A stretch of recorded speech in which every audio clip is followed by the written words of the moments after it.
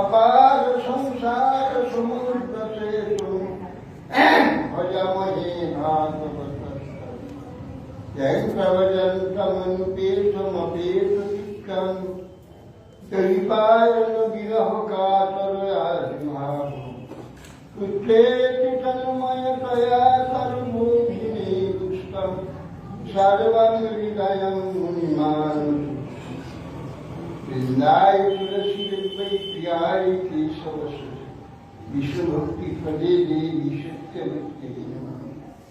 मूकं करोति वाचालं पुंकुं लङ्घयते यत्कृपास्तमहं वन्दे श्रीगुरुं दीनतारिणं। श्रीकृष्ण चैतन्य प्रभु नित्यानन्द श्री अद्वैत श्री गदाधर श्रीनाथार्य श्री गौरभक्तवृन्द। हरे कृष्ण कृष्ण कृष्ण हरे हरे राम राम राम। नमस्ते नरसिंहाय प्रह्लादवरदाय हिरण्यकशिपुर्वक्षस्थलाय नारायणं नमस्कृत्य नरं चैव नरोत्तमं देवीं सरस्वतीं व्यासं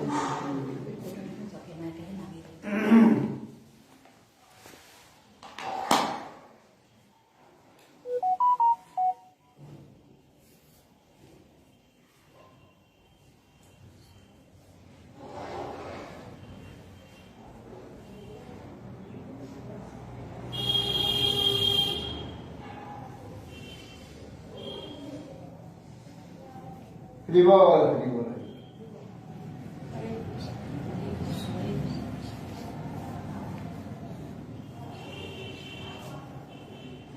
हरे कृष्ण महाराज की जय। महाराज की जय।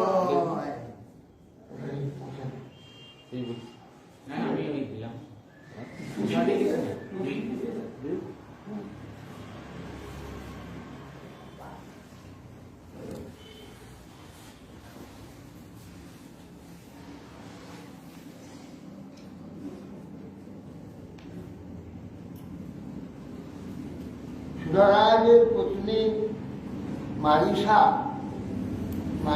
গর্ভে বসুদেব দেবভার দেবশ্রব আনক সিঞ্জন শ্যাম কল্ক শ্রমিক বর্ষ বৃক এই 10টি ইস্পাত পুত্র উৎপাদন করে। বৃক বসুদেবের আবির্ভাবকালে দেবতাদিগের আনক দুর্লভী বাদ্য বাদন করেছিলেন। সে থেকে আনক দুর্লভী নাম বসুদেবের হয়েছিল। পৃথা, সুতদেবা, সুতকীর্তি, সুতশ্রভা, রাজাধিদেব এই 5টি কন্যা ছিল। বসুদেবের ভগ্নী ছিল এই 5। এদের পিতা সুর অপুত্র সখা কুন্তীকে পৃথা নামক কন্যাকে দান করেছে। সুতরাং পিতার নাম হয়েছিল কুন্তী।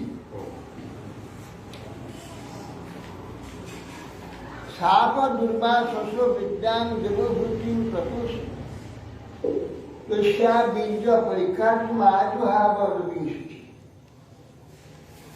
এক সময় দুর্বাসা ঋষি এসেছিল, একে কুন্তী খুব যত্ন করে তার সেবা করেছে। তখন তিনি প্রসন্ন হয়ে বলছে, তোমাকে একটি মন্ত্র আমি দেব, তুমি সেই মন্ত্রতে যে দেবতাকে আহ্বান করবে সেই দেবতাকে পাবে।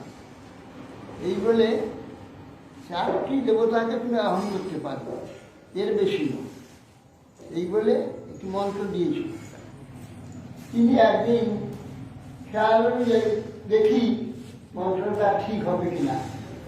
এইবার সূর্যদেব উদয় হয়েছে, সূর্যকে দেখি মন্ত্র সূর্য এসে গেছে।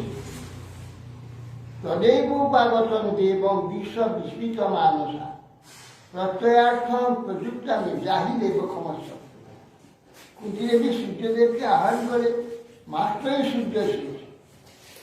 কুন্তী সূর্যকে বলছে, আমি মন্ত্রটি পরীক্ষা করার জন্য আপনাকে ডেকেছিলাম। কৃপা করে আমাকে ক্ষমা করুন, আপনি যান, আপনি যান। বলছে যে সম্পর্কে আপনি প্রত্যাগমন করুন, দীক্ষা আহ্বানের জন্য আমাদের অপরাধ ক্ষমা করুন। দেব সুন্দর সাগধে চৈচাত্মনে জনীর যথা নতুষ্যে কর্তাহং যে সুমন্ত্র। তখন এই সুমন্ত্রণে পিঠে দেবতাকে নিয়ে খেলা করা যায়, দেবতাকে নিয়ে তুই খেলা করে ফেলিস, দেবতাকে আহ্বান করবি, তার সম্মান করতে হবে। এবং যে উদ্দেশ্যে আহ্বান করা আমি মন্ত্র দিয়েছি দুর্বাসা, সেই উদ্দেশ্যে আহ্বান হয়েছে। অর্থাৎ তুমি দুষ্ট হবে না, তুই কন্যাই থাকবে, কিন্তু সন্তান তোমার হয়ে তাকে বয়স ধারণ করবে। দুষ্ট হবে না, কিন্তু সন্তান হয়ে গেল। ইতিশ্যাম স্বাধায় গর্ভম সূর্য দিবঙ্গত সদ্য কুমার সঞ্জনকে দ্বিতীয় প্রকাশ। গর্ভধারণ করে চলে গেলেন, সূর্য সঙ্গে সঙ্গে সন্তান হয়ে গেল। তং সত্য জন নদী তৈ তীর্থা লোকস্ব বিভ্রতি প্রপিতামহ তাম উবাহ পাণ্ডবী সত্যবিখ্যাত। কুন্তি লোকবাক অপবাদ হয়ে বহু কষ্টে পুত্র স্নেহ পরিত্যাপিত কুমারকে পেটিকার মধ্যে নদীর জলে ভাসিলেন। তোমার পিতামহ সত্যবিক্রম পাণ্ডু সেই কুন্তিকে বিবাহ করেছে। সুতদেবং তু কারুষ বিদ্যা শর্মা সমগ্রহী দৃশ্যাম অভূতন্তব ঋষি সপ্ত বিধিষ্ঠ। কুষাধিপতি বিদ্যা শর্মা কুন্তির ভগিনী সুতদেবাকে বিবাহ করেছে। সুতদেবার গর্ভে দন্তবক্র জন্মগ্রহণ। এই দন্তবক্র পূর্বজন্মে ভগবানের দ্বার বিজয় ছিল। সনকাদি ঋষি বলে অভিশাপের দ্বিতীয় পুত্র হয় হিরণ্যাক্ষ জন্মগ্রহণ করেছে। আর শিশুপাল জয় কে কয় ধৃষ্ট কে তুষ্ট শ্রুত কীর্তিম বঞ্চিত সন্তর্জনায় স্পর্শাং পঞ্চাশন কে কয়া সুত। কেউ কেউ ধৃষ্ট কেতু কীর্তি বলছেন কেকই বংশ ধৃষ্টকেতু সুতকীর্তিকে বিবাহ করেছে। সুতকীর্তি সন্তান প্রভৃতি 5টি পুত্র আছে।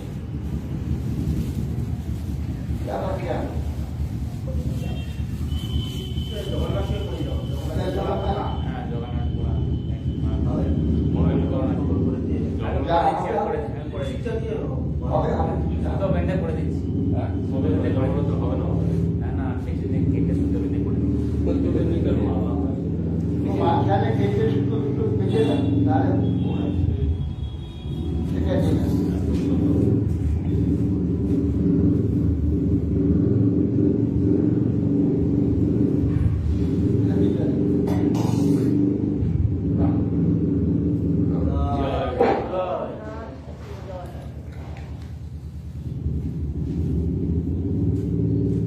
রাজাদি দেব্যাম আবন্ধ জয়সেন অজনিষ্ঠা তমঘোষ শ্রেণী রাজস্ত সবসভা।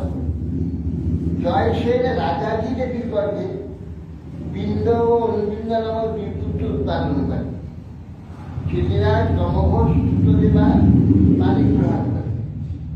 শিশুভাগ সুতস্ত কচিত সম্ভব দেবভাগস্ব কংসায় চিত্তকেতু বিহার করে। সুতদেবার পুত্র শিশুপাল। শিশুপালের জন্ম বিবরণ 7ম অধ্যায়ে বর্ণিত হয়েছে। বসুদেব ভ্রাতা দেবভাগের কংসা নামে ভাগ্যার কেতু বৃহৎ বল নামে 2 পুত্র জন্ম। কংসাবত্যাং দেবস্ববসা সুবীর ইস্যু বনস্পতা বক কঙ্কা তু কঙ্কায় সত্যজিৎ পুরজিৎ। বলছে বসুদেবের ভ্রাতা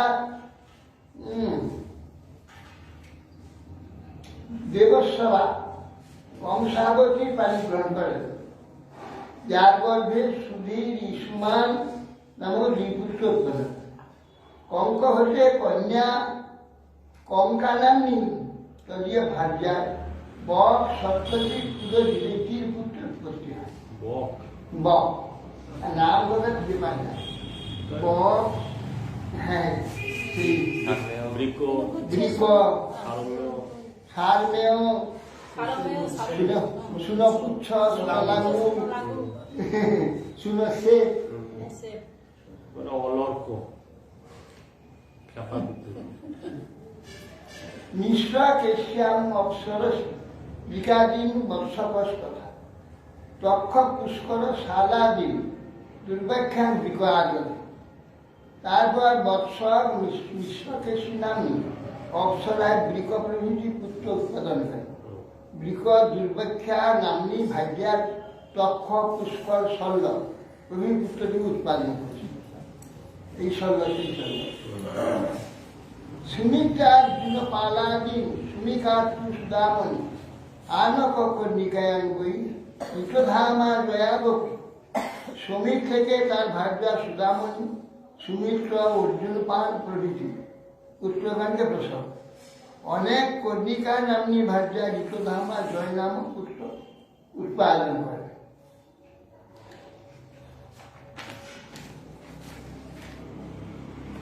পৌরবী, রোহিণী, ভদ্রা, মদিরা, রচনা, ইলা, দেবকী প্রমুখা শাসন করতে আলোকদুন্দ।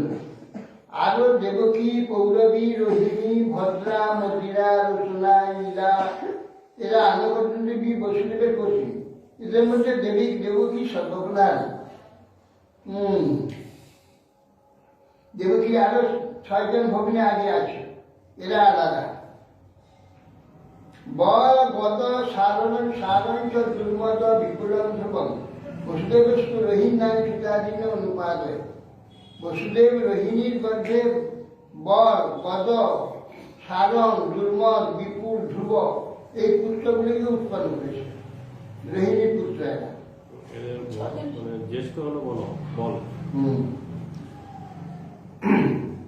গদ, সারণ, গদাগ্রজ, এইসব। সুভদ্র, ভদ্রবাহুশ্চ দুর্মদ, ভদ্র এব পৌরব্যা স্তনে হইতে ভূতা যা দশাভন। সুভদ্র, ভদ্রবাহু, দুর্মদ, ভদ্র ইত্যাদি পৌরবী পুত্র 10 জন, 12 জন, 12 জন। নন্দ, উপনন্দ, কৃতক, সুরাজ্যা, মদিরার মজা। আর মদিরার পুত্র নন্দ, উপনন্দ, কৃতক, সুরসু এই মদিরার এখানেও নন্দ ছিল। কৌশল্য, কৃষ্ণন, কেক, মসুদ, কুলনন্দ। আর কৌশল্যা ভদ্রদেশী নামক কুলনন্দন প্রসব করে। রচনায় মত জাত হস্তা হিমাত্ম রায় জয় ইলায় বলকাদি যদু মুখ্যা অধীন। তারপর বসুদেবের রচনা নামনি ভার্যার গর্ভে হস্ত, হিমাঙ্গ প্রভৃতি পুত্র আরো আছে। ইলা নামনি ভার্যার দুর্বর্গ প্রভৃতি যদুশ্রেষ্ঠ পুত্রগণ উৎপন্ন করেছে। বিপৃষ্ট ধৃতদেবায়াম এক আলোকদুন্দভি শান্তি দেবাত্মা রাজন দশম প্রাসিতাদেব। আলোকদুন্দী বসুদেবের ধৃতদেবা নামনি ভার্যার গর্ভে বিপৃষ্ট নামক এক পুত্র জন্ম করেন। বসুদেবের শান্তি দেবা নামনি এক পত্নী গর্ভে প্রসম প্রসিত প্রভৃতি সেই শান্তি দেবতার গর্ভজাত। রাজন্য কল্পবর্ষাদ্যা উপদেবা সুতদশ বসুহংস সুবংশাদ্যাসী দেবা সুষষ্ঠ। বলছে যে বসুদেবের উপদেবা নামনি ভার্যার গর্ভে রাজন্য, কল্প, বর্ষাদি 10 পুত্র হয়েছে। শ্রীদেবা নামনি ভার্যার গর্ভে বসু, হংস, সুবংশ প্রভৃতি 6 পুত্র হয়েছে। দেবরক্ষিতায়া লব্ধা লবণা চাত্র গদাদয় বসুদেব সুতা নষ্ট বাদদেব সহদেব। বসুদেবের উদশে দেবরক্ষিতার গর্ভে গদা প্রভৃতি 9টি পুত্র হয়েছে। সাক্ষাৎ ধর্মস্বরূপ অষ্টবসু। বসুদেবের যদিও সহদেবা ভার্যার গর্ভে তার সুত, প্রবল প্রমুখ 8 পুত্র হয়েছে। প্রবল সুতমুখ্যান্ত সাক্ষাৎ ধর্ম বসুদেব বসুদেবস্তু দেবক্ষে অষ্টপুত্র অর্জুন এক কীর্তিমন্ত সুসেন ভদ্রসেন উদারণী রজ্জু সম্বর্ধন ভদ্রন সংকর্ষণ মহেশ্বরম অষ্টমস্তু ত্রৈবরাশি শয়ন হোলি ছিল সুভদ্রাচ মহাভাগা শোভরাজন পিতামহ। উদারচনা বসুদেবের দেবকী নাম্নী ভার্যার আটটি পুত্র হয়েছে, কীর্তিমান, সুসেন, ভদ্রসেন, ঋজু, সম্বর্ধন, ভদ্র, এই 6 জন, এবং সপ্তম পুত্র সংকর্ষণ, অষ্টম পুত্র হচ্ছে স্বয়ং ভগবান শিব। এখানে সপ্তম পুত্র সংকর্ষণ, আবার ওখানে রোহিণীর প্রথম পুত্র বল। ওই বলই সংকর্ষণ না অন্য বলিদের সঙ্গে না আরো তো অন্য কিছু? না না, তোমার মাতামহী সুভদ্রা বসুদেবের কন্যা ছিল। সংকর্ষণ বর্ষ একই। ওটা ওই বলরাম কি বলা হচ্ছে ওখানে? বলরাম দুই মায়ের ছেলে। নাহি অস্য জন্মন হেতু কর্মণ বা মহিমতে আত্মমায়ন বিনেশস্য পরস্য দুষ্করা। এখন ওই গর্ভে আরম্ভ হয়েছিল ওখানে, তারপর ওখান থেকে নিয়ে চলে এখানে, তাই ওখানে গর্ভ আরম্ভ হয়েছিল, গর্ভ হয়েছে ওখানে শরীর পেয়েছে কিছু, আবার এখানে সুপুষ্ট হয়েছে। বিয়ের জন্য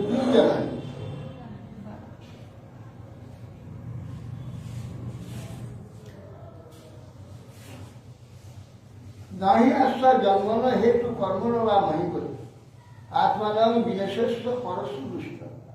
হে মহারাজ, মায়ার নিয়ন্তা যে ভগবান পরতত্ত্ব, দ্রষ্টা সর্বভূতে আত্মস্বরূপ ভগবান, সেই শিহরির জন্মকর্মাদি প্রাকৃতিকের ন্যায় কর্মফল ভোগের জন্য যে জন্ম তা নয়, নিজের থেকে অভিন্ন সাধুদিকের প্রতি কৃপা করবার জন্য ভগবান জগতে অবতীর্ণ। জন্মায়া চেষ্টিতাম পুংস চিত্তুৎপত্তি অপায় অনুগ্রহস্থান নিবৃত্তির আত্মলাভায় দৃষ্টি।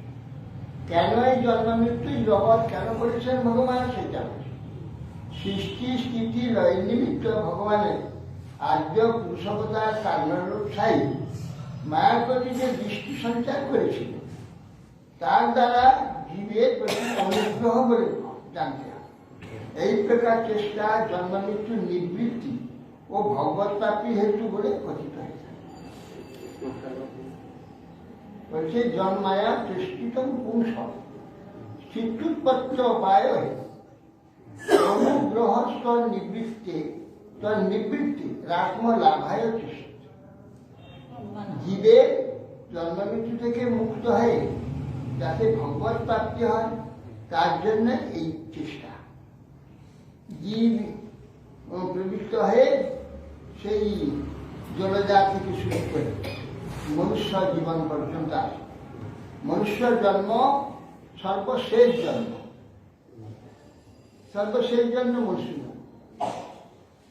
এই জন্মে যদি কেউ পার হতে পারলো তো পারলো, তা না হলে আবার সেই পশু পক্ষী জলজন্তু নানা প্রকার জন্মের আবার নেতৃত্ব। হ্যাঁ,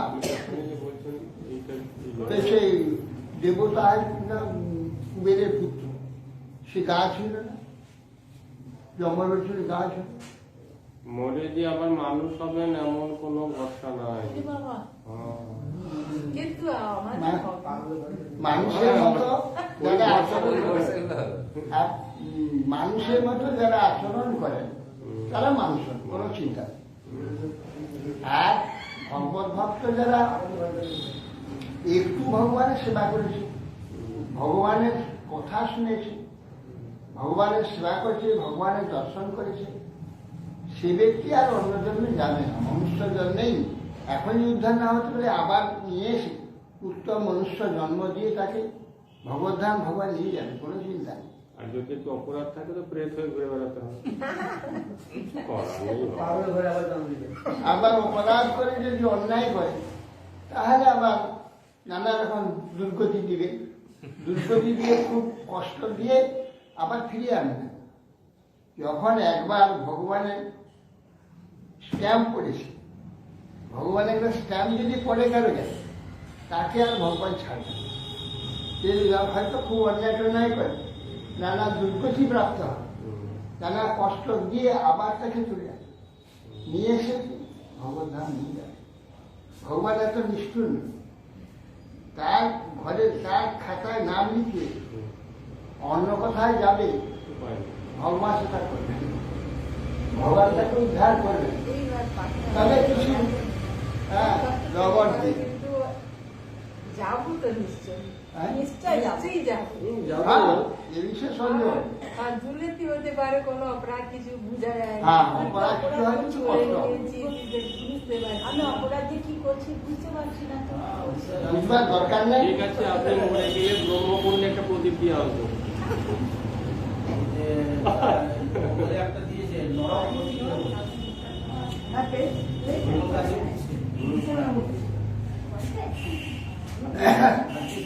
এসে জন্ম হলে আবার দুষ্ট জন্ম হলে, দুষ্ট জন্মের পরে আবার ভগবান তাকে সজ্জন্মে নিয়ে আসে। ভগবানের দায় এটা। ভগবানের সম্বন্ধে এলে ভগবান তাকে ছাড়েন না। দুর্দৈব সেবক যদি যায় অন্য স্থানে, সেই প্রভু ধন্য তার কেসে ধরিয়া, যে পালিয়েও যায় অন্য জায়গায় তাকে ধরে আনবে, কেসে ধরে আনবে। সেটা এটা তার দায়, ভগবানের দায়। ফুলের সাধু হয়েছিল না, নাম ভক্ত হয়েছিল।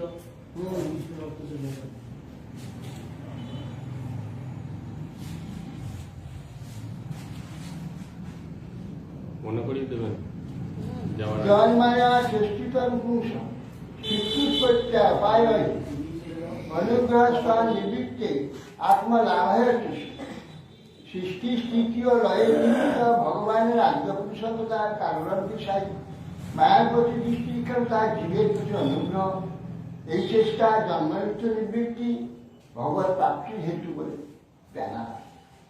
অক্ষহীনাং প্রতিভি অসুরই নিপলাঞ্ছনে ভুব আক্রমণায়া ভবায় অত্যন্ত।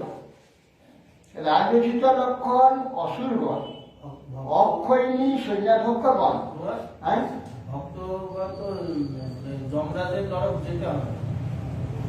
ভক্ত হয়ে আভাসে হরিনাম করলে কখনো জম দূতকে দেখবে না। সৈন্যরা অবলম্বিত এই পৃথিবীর ভার অপনোদন করবার জন্য ভগবান এই প্রকার উদ্যম করেছেন। কর্মণ্যা পরিমে আনি মনসা শ্রেষ্ঠ সহ সংকর্ষণ চক্রে ভগবান মধুসূদন।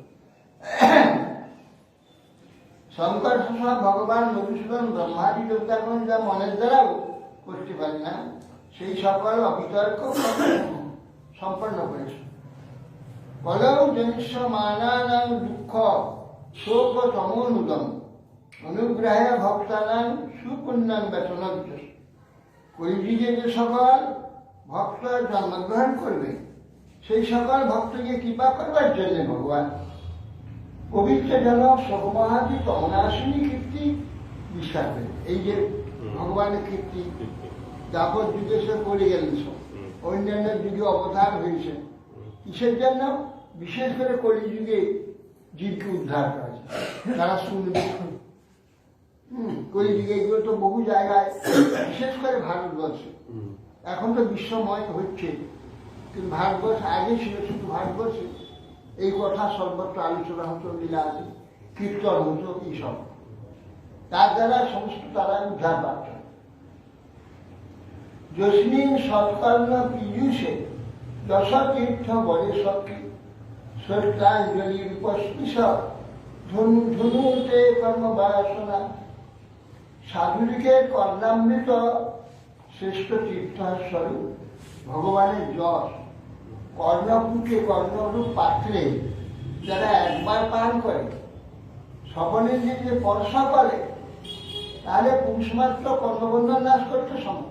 তাহলে কেউ সাধন ভজন করে না, কিন্তু যদি সে একবার ওই ভগবত কথা কর্ণপাত্রে যে শুনে একবার যদি স্মরণ করে শ্রদ্ধাপূর্বক, তাহলে বলছেন কর্মবন্ধন নাশ করতে অবশ্য সমর্থ। কালকে একবার শোনা হয়নি। হ্যাঁ, শুনছে তো, যারা শুনছে সকলে করে। এই যে বন্ধন মুক্ত হচ্ছে না, বন্ধন মুক্ত হবে তো, সে মৃত্যুর পরে হবে, কি করবি হচ্ছে। একটু পরে হবে। তবে মৃত্যুর আগে বন্ধন মুক্ত কি করে হবে? শরীর থাকছে তাহলে বন্ধন মুক্তি হবে। বলা আছে কলিযুগে এত ধর্মের এত প্রবল তার ক্ষমতা, কোন রকম একটু ধর্ম সম্বন্ধে নেই আর চিন্তা নেই তার উদ্ধার। ভোজ বিশ্ব অন্ধক মধু মধু সুরসেন দশা দশার হবে শ্রাঘনীয় হিতম শস্য কুরু সিংহ পাণ্ডু স্নিগ্ধ স্মিত দ্বারৈ বাক্যৈ বিক্রমম লীলয়া লীলকম রময়ামাস মূর্তিয়া সর্বাঙ্গরময়া। বলছেন বিষ্ণু ভোজ অন্ধ মধু সুরসে দাসার কুরু সিঞ্জয় পাণ্ডু বংশীয় সকলেই যারা চেষ্টার সময়ে শ্লাঘক নিয়ে থাকে, যাদের শ্লাঘা করে, সেই ভগবান শ্রীকৃষ্ণ স্নিগ্ধ স্নেহপূর্বক ঈষৎ হাস্যযুক্ত দৃষ্টিতে উদার বাক্য গোবর্ধন ধারণ করেছে লীলা সর্বাঙ্গ সুন্দর মূর্তির দ্বারা মনুষ্যকে আনন্দ প্রদান করেছিল। সেই ভগবানের লীলা আদি এখানে করে রেখেছিলেন এই জন্যে।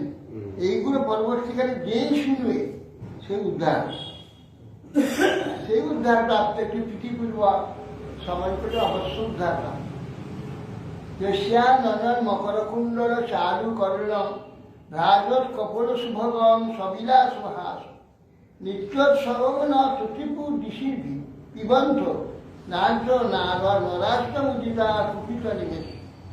কৃষ্ণের মকর আকৃতি যে কুণ্ডল শোভিত করেন আর তদ্বারা দীপ্যমান গণ্ডযুগল কি সুন্দর বিলাস হাসি সম্মানিত বদন মণ্ডলে যেন নিত্য উৎসব লেগে আসে। তার সেই বদন দৃষ্টির দ্বারা আনন্দ,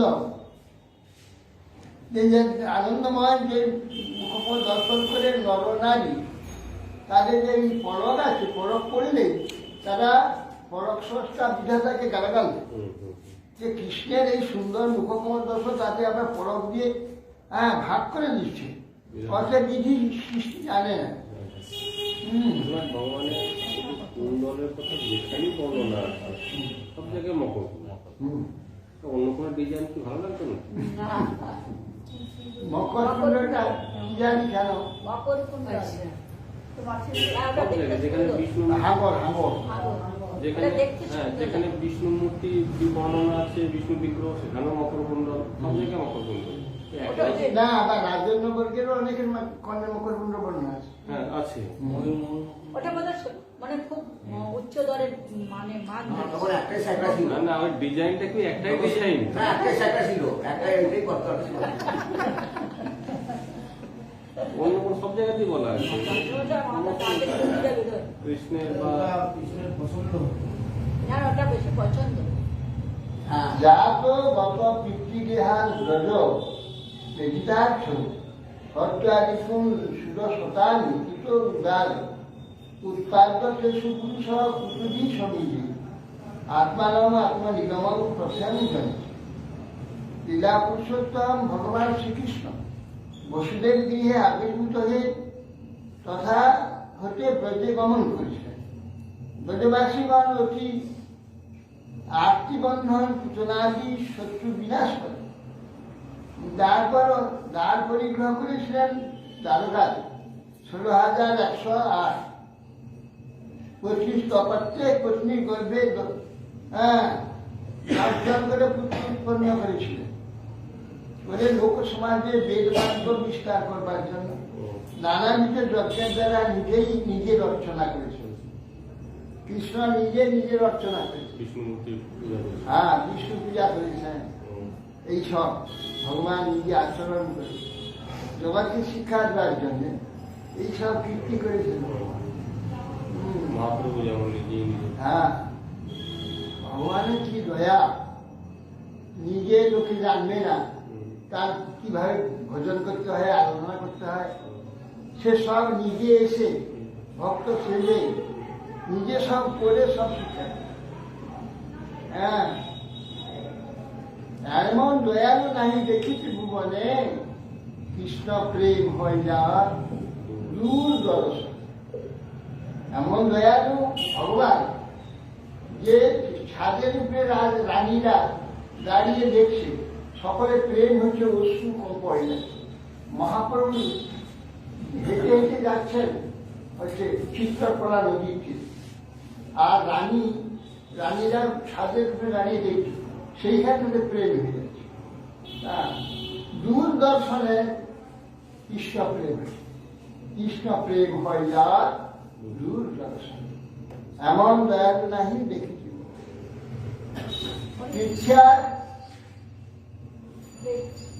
পৃথ্যা সবে গুরু ভরণ খপয়ন কুরু নাম মন্ত্র সমর্থকালীনা যুগি ভূপচম্ব দৃষ্টিয়া বিধিয়া বিজয়ে জয়মুদ বিঘস্য প্রচ্যোদ্ধবায় চ পরম সমগান সধা। তারপর কৃষ্ণ কৌরবগণের অন্তসমূহ কলহ, গৃহ বিবাদ নিমিত্ত পৃথিবীর গুরুহার বিনাশ পূর্বক দৃষ্টির দ্বারা যুদ্ধস্থিত ভূপের রাজ সেনাগণ সংহার করে অর্জুনেরই জয় করলেন। এইরূপ প্রকাশপূর্বক অর্জুনের জয় ক্ষেপণ করে উদ্ধবকে পরতত্ত্ব উপদেশ দিলেন 11 স্কন্ধে। সেই পরতত্ত্ব উপদেশ স্বরূপ দিয়ে তিনি স্বধামে গমন। এইভাবে ভগবান লীলা করছেন। আগামী কাল থেকে শুরু হবে এই কৃষ্ণ লীলা, দশম স্কন্ধ। এই নবম স্কন্ধ আজ এইখানে সমাপ্ত হবে। কারণ আবির্ভাব তিরোভাব, আজকে ওই আপনার লোচন, হ্যাঁ, শ্রী লোচন দাস ঠাকুরের তিরোভাব তিথি আছে। লোচন দাস হচ্ছে এই আমাদের বর্ধমান জেলায় এই কি বলে শ্রীখণ্ড,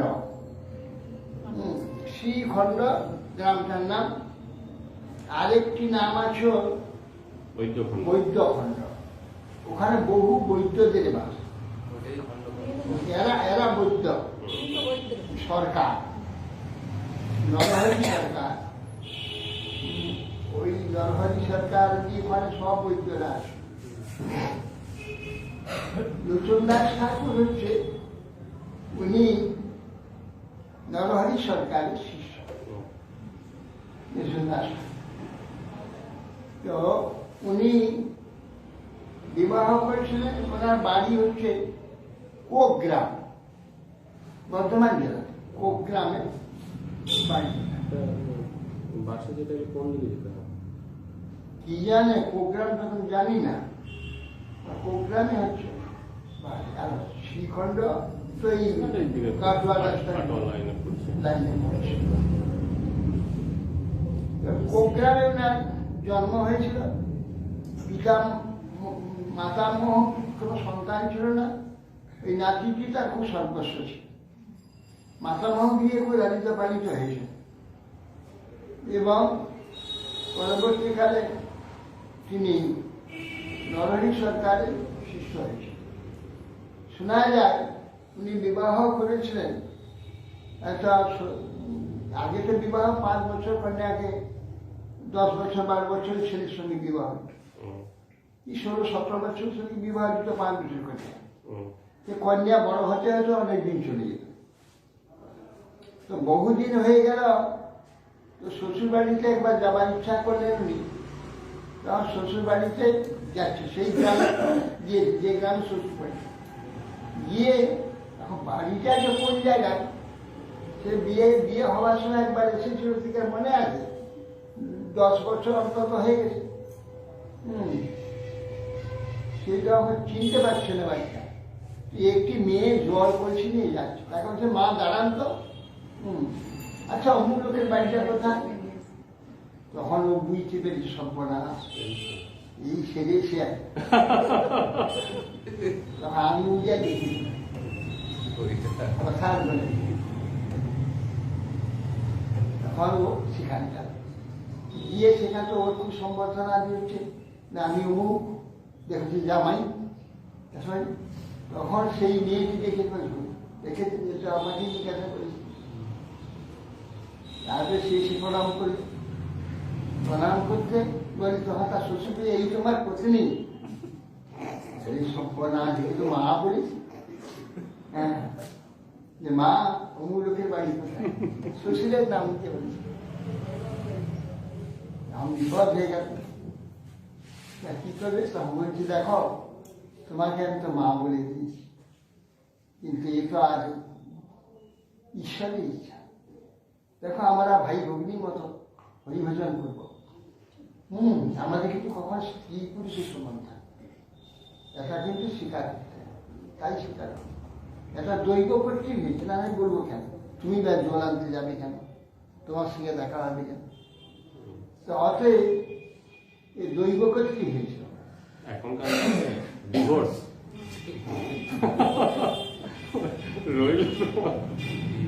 সারা জীবন এইভাবে সে উভয়ে ভগবত সেবাতে সর্বদা আমগ্ন থাকতেন ভগবত ভজনে থাকতেন এই জন্য। তবে চৈতন্য ভাগবত চৈতন্য মঙ্গল ছিল না ওই বৃন্দাবন দাস চৈতন্য মঙ্গল কিন্তু এই নরহরি সরকার ঠাকুর উনি গৌরকে নাগর রূপে লিখছেন কিন্তু গৌরকে নাগর বলে তো দেখা যাবে না। গৌর তিনি ভক্ত শেষে রাধা ভাব কৃষ্ণকে আপন প্রতিবিম্ব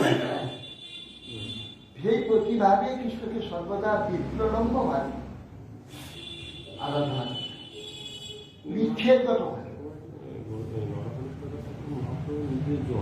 হ্যাঁ আর তিনি যে আদর্শটা দেখিয়েছেন একটা ভুলও হতে পারে না কিন্তু ভুল হলে তার পক্ষে যেটা সম্ভব অন্য ব্যক্তি সেটা সম্ভব না কিছু পারবে না তার পক্ষে তিনি করতে পারেন। সেই জন্য কেন যদি মহাপ্রভুকে এখানে নাগর বলে নাগর তো কৃষ্ণ মহাপ্রভুকে নাগর বলে ঘোষণা করবে তাহলে মহাপ্রভু স্বয়ং এসেছেন কৃষ্ণকে নাগর বলে ঘোষণা তা বিরোধ হয়ে যায় না সেটা বিরোধ করা যাবে না। আর মহাপ্রভুকে ভগবান বলা যাবে না যে ভগবান ঠিকই বটে তার সব লক্ষণ ভগবান কিন্তু তাকে যদি ভগবান বলে সব প্রচার হয়ে যায় তিনি যে সেই বিপ্রলম্ব আস্বাদন করবার জন্য জগতে এসেছেন সেটা হচ্ছে বিরাট বাধায় মহাপ্রভু তার ইচ্ছার বিরুদ্ধাচরণ হয়ে যায়। সেই জন্য এটা এই জন্য ওনার চৈতন্য ভাগবতে লিখেছেন হ্যাঁ বলছেন স্ত্রী হেন নাম প্রভু এই অবতার শ্রবণেরা শুনিলেন বিদিত সংসার অতএব মহামহিম সকলে গৌরাঙ্গ নাগর সব কেহ নেই বলে চৈতন্য ভাগবতের বিধি মহামহিমা যত সব মহাপুরুষরা জগতে অবতীর্ণ হয়েছিলেন গৌপাল তারা কেউ গৌরাঙ্গ নাগর বলে কিন্তু নরহরি সরকার একলাই সেই গৌরাঙ্গকে নাগর রূপে তিনি ভজন এই জন্য বিরক্ত হয় বৃন্দাবন দাস ঠাকুর ওনার নাম পর্যন্ত চৈতন্য ভাগবতে বলছেন যে নিত্যানন্দ ছত্র ধরে কোন কোন ভাগ্যবান চামর ঝুলায় নরহরি আদি করি চামর ঝুলায় নরহরি সবসময় চামর ঝুলায় বৃন্দাবন নাম নিলে কোন কোন ভাগ্যবান চামর তো উনি পড়ে বললেন আমার গুরুদেবের নামটা পর্যন্ত এখানে দেয় তাহলে আমি একটা গ্রন্থ লিখবো চৈতন্য মঙ্গল সেখানে ওনার গুরুদেবের নাম আমি দেবো না রাগ হয়ে গেছে তো বৃন্দাবন ঠাকুর গুরুকে নিত্যানন্দ আর নিত্যানন্দের নাম কোথাও দেয় না দিয়ে গৌর বন্দনা করে ওইটা আরম্ভ করে দিয়েছেন। সমস্ত তো খুব সুন্দর বর্ণনা করেছে, কিন্তু ওইখানে সব গৌর আর বলি কিন্তু এই যে সব লিখেছে। বর্ণনা আছে সেখানে যে সিদ্ধান্ত দেখানো হয়েছে, সিদ্ধান্তটা কিসের উপর? তাহলে কিন্তু মনে গ্রহণ করা যাবে না। কোনো সিদ্ধান্ত কিছু দেখায় না, এটা কোথাও দেখায় না, তার ব্যক্তিগত। না এমনি ওই গ্রন্থ অন্যান্য যে গৌরাঙ্গ মহাপ্রভু সম্পর্কে যে সিদ্ধান্তগুলো গ্রন্থ থাকবে সেগুলো চৈতন্য চৈতামৃত বা চৈতন্য ভাগবতে যে আদর্শ শিক্ষা মহাপ্রভু সেইগুলো গ্রহণযোগ্য, হ্যাঁ গ্রহণযোগ্য শিক্ষা। সেগুলো আমাদের পড়া যাবে। চৈতন্য ওটা শুধু গৌরাঙ্গ নাগরবাদ ছাড়া আর সম্প্রদায় আমার কাছে সুন্দর লিখেছে। এবং যে বিষ্ণুপ্রিয়া দেবীর যে কাকুতি যে রাষ্ট্রে চলে যায়, এটা কিন্তু যে মহাপ্রভু এই সম্পর্কে খুব বিরোধ ছিল। এই জন্য বৃন্দাবন দাস কিচ্ছু লিখে রেখেছিল বিষ্ণুপ্রিয়ার সঙ্গে। আর আমি করতে লিখেছেন চৈতন্য চৈতামৃত, চৈতন্য চৈতামৃত কিচ্ছু লিখে বিষ্ণুপ্রিয়ার সঙ্গে যে এটা সামান্য লিখেছেন কিছু লিখেন, কিন্তু চৈতন্য ভাগবতে কিচ্ছু লিখেন। চৈতন্য মঙ্গলে লোচনদাস থাকে মানে সারা রাত ধরেই মানে বিষ্ণুপ্রিয়াকে খবর দিচ্ছে যে শেষকালে স্বরূপ দেখিয়েছেন বিষ্ণু।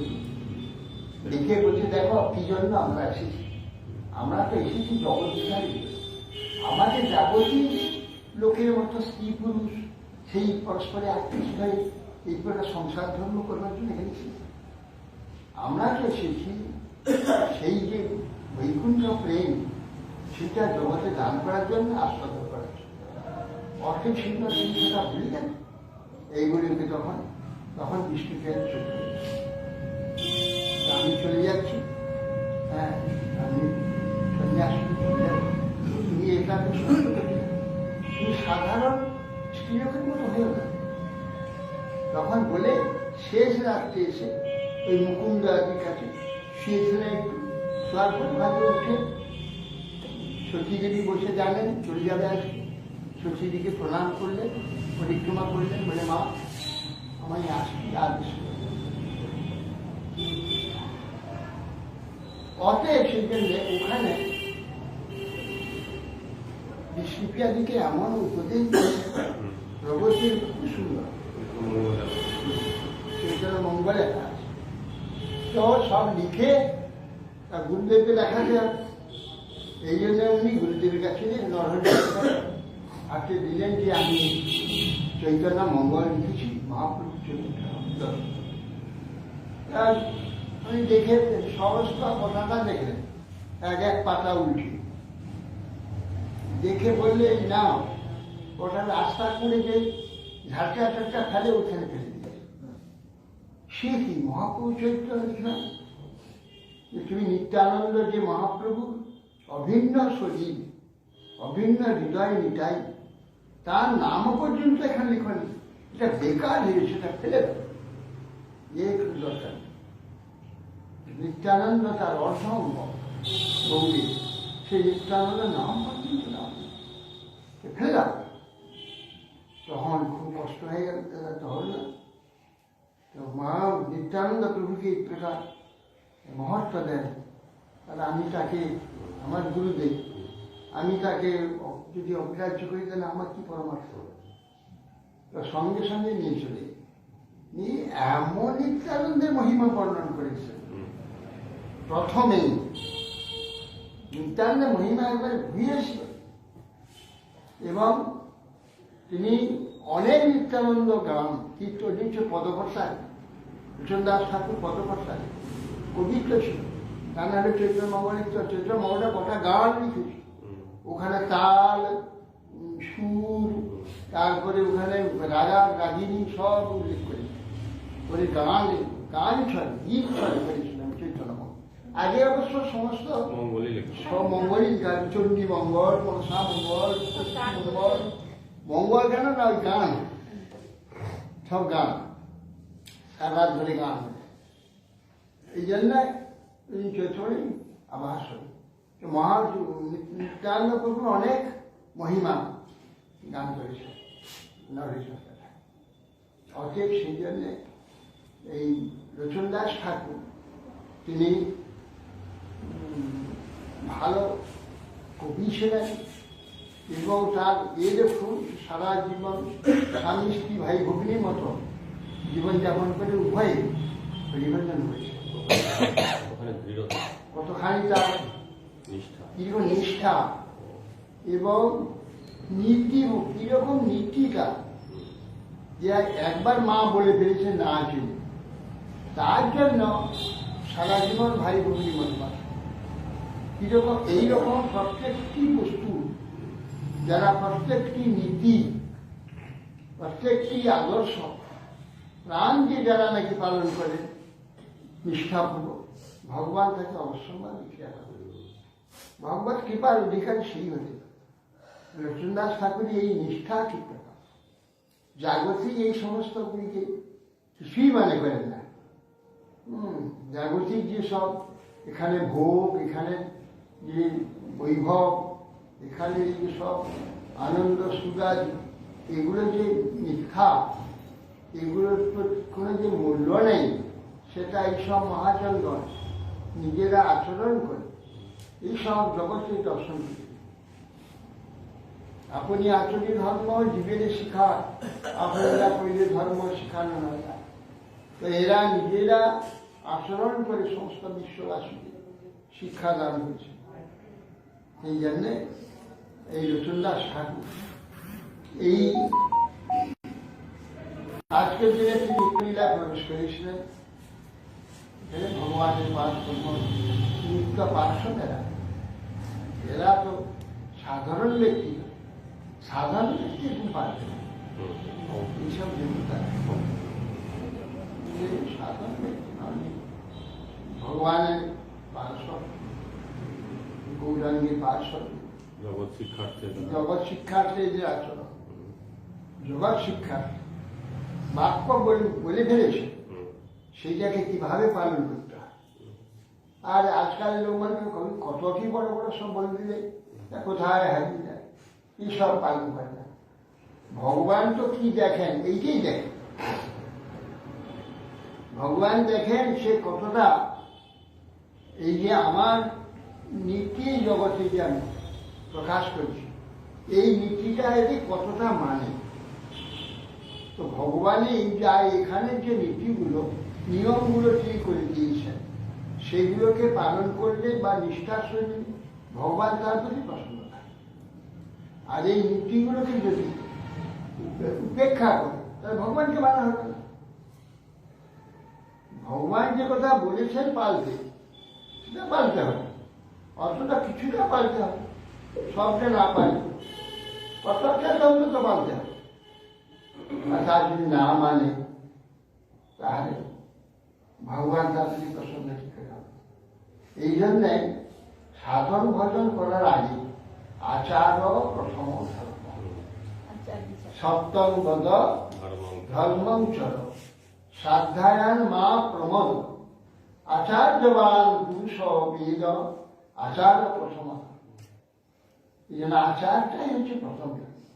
প্রাথমিক যে সে আচারগুলো, যেমন বই একটা গ্রন্থ একটা লিখতে প্রথমে মুখবন্ধ লিখতে হয়। হ্যাঁ, মুখবন্ধ লিখতে হয়, তার ভূমিকা লিখতে হয়, তারপরে আসল বইটা লিখা। ভগবান ভজন করতে হলে প্রথমে কিছু প্রাথমিক যে সমস্ত আচরণ সেগুলো করতে হয়, সেইগুলো করলে তারপরটা হবে। সেটা আসলে সেটা যদি না হয় তারপরে চাকরি হবে। আমি সেই স্বামী মহারাজকে ইস্কনের যিনি প্রসাদ, তাকে বলেছিলাম, মহারাজ আপনি যে এই দেশ সব এসে বিদেশি, এরা কি আমাদের এই দেশের আচরণ সব পাবে? আগে এরা তো অর্ধম পশু ছিল, এরা হরিনাম করুন, হরিনাম করলে সবই হবে করেছি, হ্যাঁ যথা ভাই করি, কিন্তু ওদের আচরণগুলো শিখায়নি। বেশ লোক কাটতে হয়, কাপড় করতে হয়, মালা গলা দিতে হয়, শিখা রাখতে হয়, হরিনাম করতে হয়, এই সবগুলো সব শিখেছে। কিন্তু আসল যে আচরণ সেটা কিন্তু শেখানো হয়। ওরা বিদেশি, ওরা না হয় মানে না, জানে না। আমাদের দেশিগুলো এরাও মানে। এরা ওদের দেখে দেখে ওদের মতো কথা বলবে, ওদের মতো আচরণ করবে, ওদের মতো কিছু মানে ওদের মতো পায়খানা করে মুছে নেবে, ওদের মতোই ওদের মধ্যে এইসব খেয়ে দিয়ে হাত মুছে নেবে। হাত মুছে নেবে, এইরকম স্বভাব। খুব মুশকিল। যায় রসুল্লাহ সাহেবের আমাদের বিপর্যন্ত ওনার যে নিষ্ঠা, ওনার যে ভক্তি, ওনার যে গুরু আনুগত্য, গুরুভক্তি, এইগুলি যেন আমাদের হৃদয় স্থান পায়, আমরা যেন সেইভাবে চলি। গৌর নিত্যানন্দের পার্থক্য যেন আমাদের অচলা রাধা গোবিন্দের প্রার্থনা সংখ্যা विज्ञान अपने भूष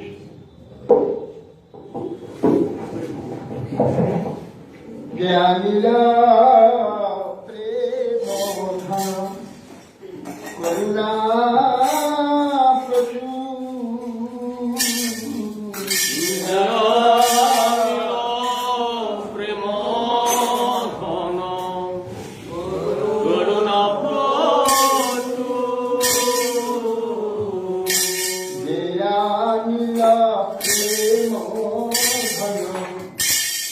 Corina Proti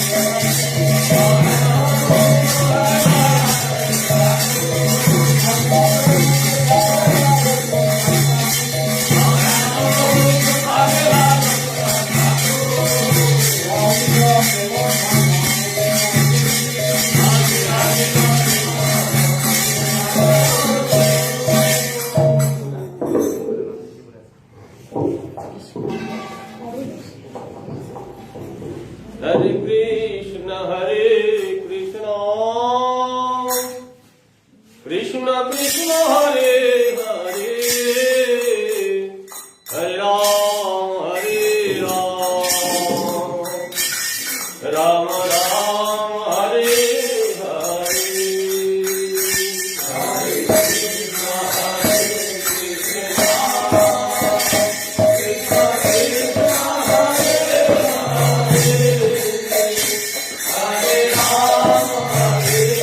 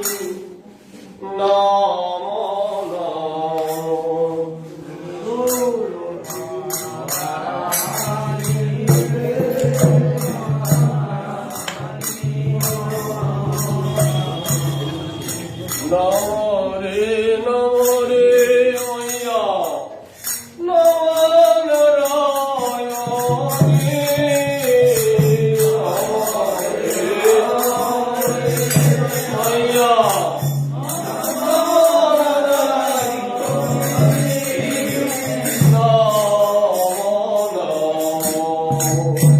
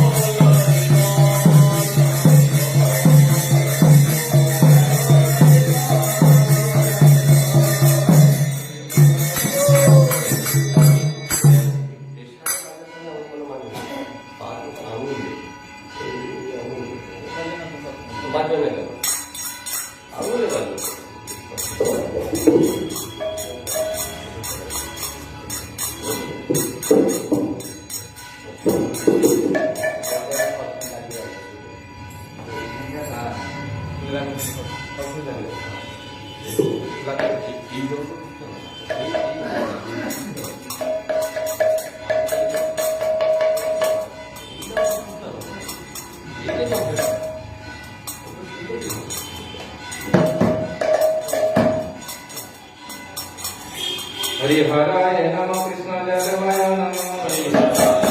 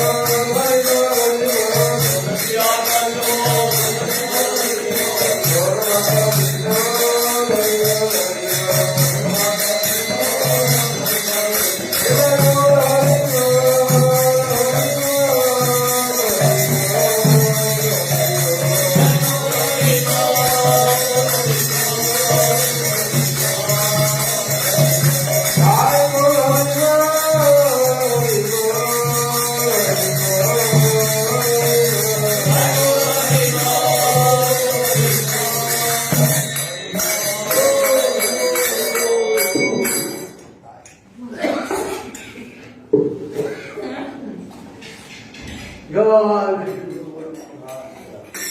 গোবিন্দ রাধা চন্দ্র রাধা সুন্দর শ্রী জগন্নাথ বলরাম সুভদ্রা সুদর্শন জয় বিষ্ণুপাদ শির গুরু মহারাজ জয় জয় ভক্তি কমল মধুসূদন পরম গুরু জয় ভক্তি সিদ্ধান্ত জয় ভক্তি সিদ্ধান্ত জয় সচিদানন্দ জয় জয় শির গৌরী গ্রন্থাচার্য বরদেবতা ভূষণ জয় শির বিশ্বনাথ জয় শির মুক্তি শ্রীবাস জয় শির বিশ্বদাস বিরাজ জয় শির বৃন্দাবন জয় নমাচার্য শির হন্দাচার্য জয় বিশ্বনাথন ভক্তগুণা শ্রী গোপাল ভক্ত সর্বত্তাঙ্গ জয় শির সর্বতন্ত্র রায় রমানন্দ জয় বেঞ্চল শ্রীচৈতন্য প্রভু নিত্যানন্দ চৈতন্য গদা গৌর গৌর চারু ধাম আচার্য শিবান ভক্ততন্ত্র রাজিয়া জয়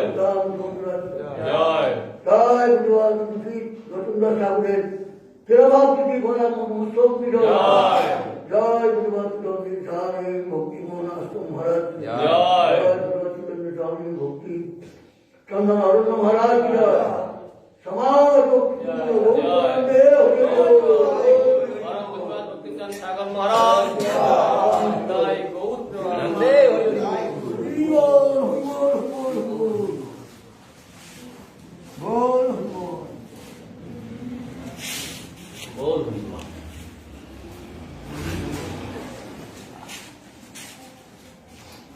কালকে যে সোনা হারিয়ে গেছিল কোথায় পেলে? কোথায় পেলে? তোমার বাড়িতে? ও এইখানে খুঁজছো তুমি? হারিয়ে গেছিল তখন তো পড়েছে, তখন তো জানেন না।